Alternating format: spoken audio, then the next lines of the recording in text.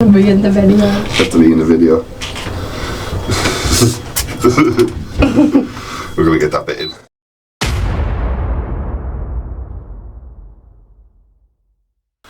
Alright guys, welcome to my YouTube. I've finally started my channel. Big thanks to Ben here from Warrior Media for helping me out to get this channel up and running.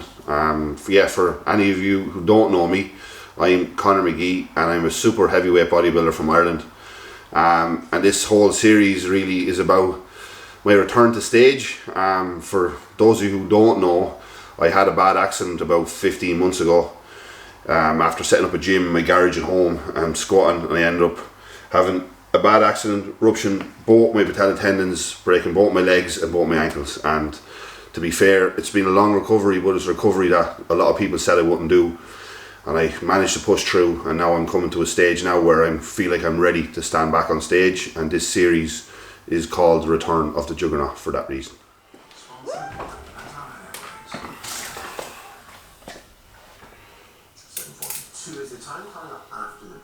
Final weekend, Chelsea taking on Crystal Palace this afternoon, but Jurgen Klopp will be waiting for a happy man after he got the death of Pep Guardiola and guided Liverpool to their first FA Cup final in 10 years. It means Liverpool remain on course for a historic quadruple following their 3-2 win over Manchester City at Wembley. Well, the game began with a tribute to the victims of Hillsborough, marking the 33rd anniversary of the disaster. However, some Manchester City fans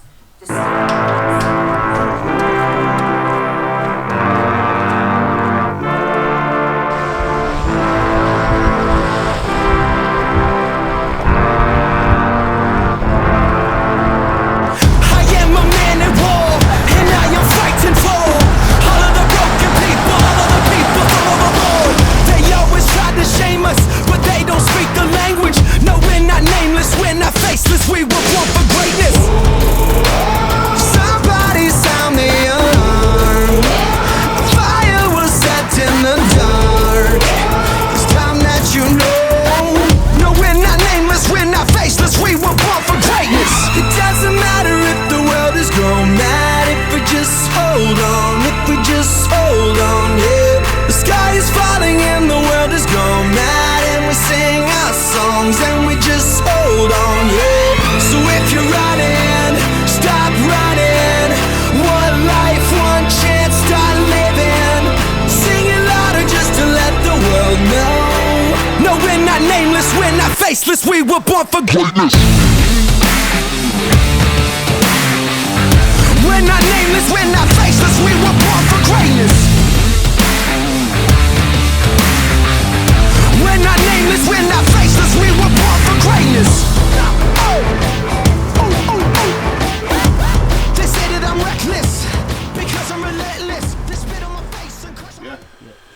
Yeah, so to give you some insight on the accident, basically I was re-racking the bar after doing a set of rest pause squats. I was wearing a hoodie that night because it was freezing, and as I looked across, you know, obviously the hooks, it was on an old Cybex Smith, the hooks were above the pins, but as I actually dropped down to relax, to basically rack the bar, as I dropped down, the bar rolled back on my hood slightly, and the pin, or the hook, hit the top of the pin, and I thought it was actually home, so I completely relaxed. But as I relaxed, the bar just completely rolled back, and then it literally folded me back like the limbo, and that's when literally I heard everything cracking, and I knew shit. I remember the first thing I did, obviously I was fucking roaring, not even roaring with the pain, I was roaring with the shock because I knew what had happened. And I remember the first thing I tried to do was actually just rip my tracksuit bottoms down to see if there was any blood, because I thought I actually tore a muscle, and I seen that, but I could see my kneecaps were like fucking halfway up my leg, and I was like, oh shit, this is it, this is game over. And I just thought everything, literally my whole life just flashed in front of my eyes. I was just after getting in a new relationship then, and I just felt like, fuck, this is going to ruin everything. But thankfully, I think the whole last 15 months since the accident happened, it's probably been the making of everything, and that's why I'm excited to get back on stage now and prove to myself more than anyone else. Although my saying is prove them wrong, I think I do this more for myself more than anyone, but we all like proving the doubters wrong, and I think hopefully this is the year that I'm gonna kind of do that and show people what, with a proper mindset, what you can actually do and what you can achieve. Yeah, so the accident happened the first night of December 2020, as I was saying, and basically got operated on by the end of that week, and then I was in a wheelchair for I think 8 to 9 weeks, which does give you, I suppose, a different outlook on life completely. And when you kind of realise when you're held back, when you're so independent, and then you're in a situation like this where you basically can't even wipe your own arse, it's kind of like it puts everything into perspective, and you have a total different outlook. And and that's why I think, although it was the worst thing that ever happened to me, at the same time I think it was something that helped me improve mentally when I came out of it. Obviously I was going through a tough time them few months, wasn't myself. My family realised that over Christmas as well, but once I kind of got my head right and knew when the time came that I was stepping out that wheelchair, and I was actually handed crutches, and I was like, no, I don't want these crutches. And I remember I think I used the crutches for like one day, and I said fuck this, and I left them in the boot of the car, and I actually just hobbled around everywhere until I literally was able to walk again. And I think that's what actually helped me get back quicker, because I just didn't do what the doctors were kind of saying, because it was very generic in the terms of like if I was an 8-year-old man, they would have given me the same kind of physio and rehabilitation. So I looked up what NFL football players were doing when they did a bilateral tendon rupture. I looked up, obviously there was Brian Ward from Northern Ireland there who had a very similar accident, and in fairness, thanks to him, he was a big help motivational wise, because I was seeing him and him coming back, and I was like, well, if he can do this, I can fucking do this as well.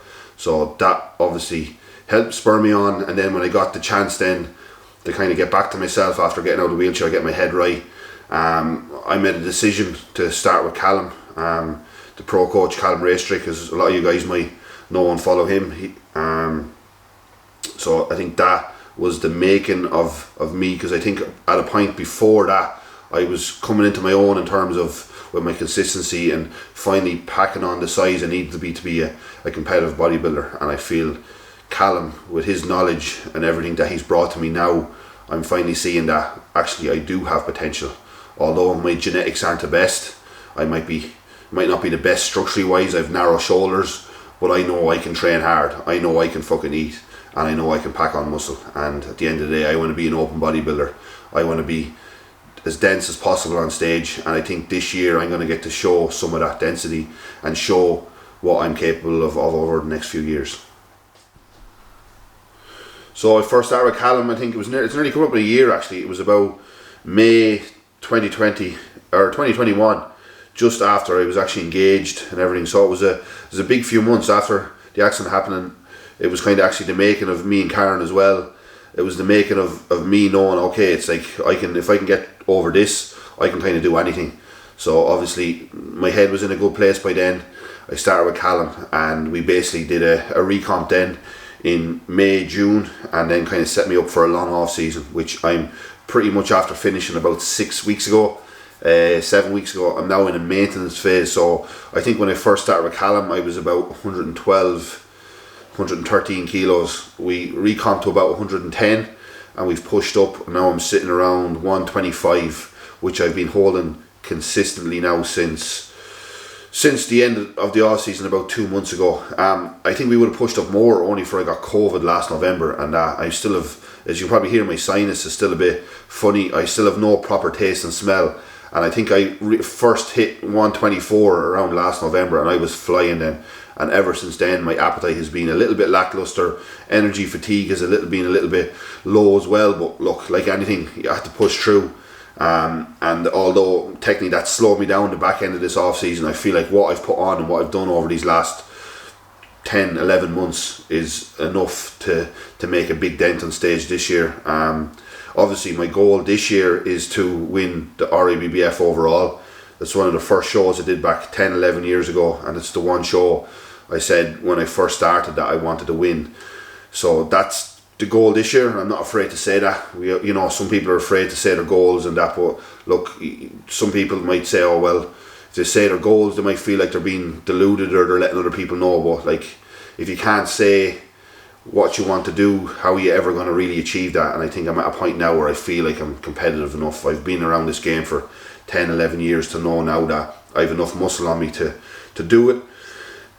So that's the plan. And obviously now as well, that was just the only goal this year, was to compete at the Ribbf, but Callum wants me to get my name out there in the UK. So I'm going over to do his show in, was it the 10th of September, which is in Maidenhead, Two Bros Regional, the Racetrick Royal Rumble, and then 2 weeks later I'm actually going to be dipping my toes with some of the biggest guys in the UK at the Arnold UK, which I'm very excited about. And look, I'm under no illusion that I'm going over there basically just to see where I stand. I don't expect anything from this. I'm standing with some of the biggest guys that are fighting for pro cards in the UK, but for me this is not about trying to be competitive this year. This is for me to get my name out there, to see where I stand with these bigger guys as well, because I'm probably coming in, this is going to be my first year as a super heavyweight, so I'm going to be coming in at the lower end, probably somewhere in around 110 kilos. Some of these guys are going to be my body weight now on stage, so I have to be realistic with myself as well to know that although I've put on a lot of muscle, I'm still not going to be big enough yet. But I feel like with my structure, my the work I've done so far, that I'm going to be be able to stand with these guys and kind of be able to prove myself that I can jump on from this show next year and actually be competitive over the next few years. So that's kind of what I want from this year, to see where I stand with these bigger guys, kind of know where the distance is from where I need to be to get there, get the feedback from the judges, and go from there. And then I'm going to push on then to November 5th down in UL, where the Ribbf Nationals are, and hopefully secure the heavyweight win and the overall. So that's the goal. Yeah, so basically I think over the next couple of months I want to try get a video every 2 weeks. Closer to the shows, we're going to get more. Ben is going to be travelling with me to all the shows. He's going to be staying over for my trip to London, to Maidenhead. He's going to be over for the whole Arnold weekend, and then he's going to be following me down to Limerick, so we'll be able to get a lot more footage around it as well. And the whole point of this video and this series as well is, like, there's not many other super heavyweight bodybuilders in the country. There's not many other guys showing the insight, being real, showing what work it takes to be this size outside the gym. Like, we all see the work that goes into the gym, we can see that on Instagram, you see pictures, but you don't see the rest of the time, and that's why bodybuilding is different. There is no real downtime. You have to be structured with your sleep, with your food. It has to become a part of your routine. It's a lifestyle, and I kind of want to give some insight to that, be real, but with the drug side of it, with the food, with the sleep, and just show that if you're consistent over a long period of time, that I was a skinny 57-year-old kid starting out this game, and now I'm going to be competing against some of the biggest guys in the UK. So if that doesn't tell you guys, anyone watching this that's younger, is only starting out, if you're consistent and work hard, you can really go far in this game. Yeah, so this first video is basically just this introduction here, and I kind of, over the next few videos, I want to capture a bit more in terms of training, nutrition, even going in doing the shopping, to show you what's kind of I do on a daily basis. Going to get some physio work in there.